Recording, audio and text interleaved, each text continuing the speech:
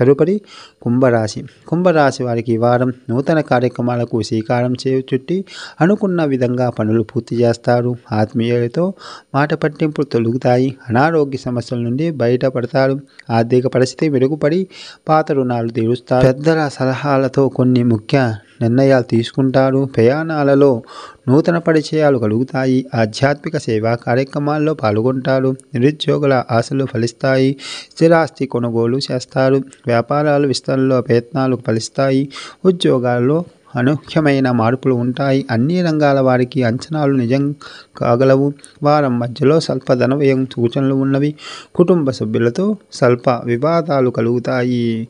మరి కుంభరాశి వారు ఈ వారం శ్రీ రాజరాజేశ్వరి దేవి స్తోత్ర పారాయణం చేయడం వల్ల శుభ ఫలితాలు పొందుతారు. తదుపరి మీనరాశి. మీనరాశి వారికి ఈ వారం చేపట్టిన పనుల్లో వ్యయాపయాసలు తప్పవు. సన్నిహితులతో అకారణంగా వివాదాలు కలుగుతాయి. ఆర్థిక పరిస్థితి కొంత గందరగోళంగా ఉంటుంది. నూతన రుణ ప్రయత్నాలు వేగవంతం చేస్తారు. కొన్ని వ్యవహారాల్లో నేర్పుతో వ్యవహరించడం మంచిది. సంతాన ఆరోగ్య విషయాల్లో కొంత శ్రద్ధ వహించాలి.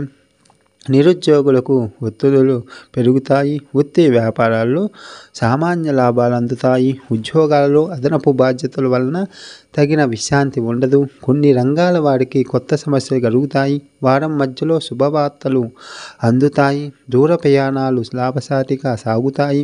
ఆర్థిక పురోగతి పొందుతారు. సోదరుల నుంచి సహాయ సహకారాలు అందుతాయి.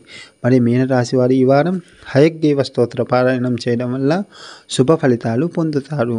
మరి ఈ వీడియో మీకు నచ్చినట్లయితే ఈ వీడియోని లైక్ చేయండి, షేర్ చేయండి, మన ఛానల్ని సబ్స్క్రైబ్ చేయండి. సర్వేజన సుఖినో భవంతు.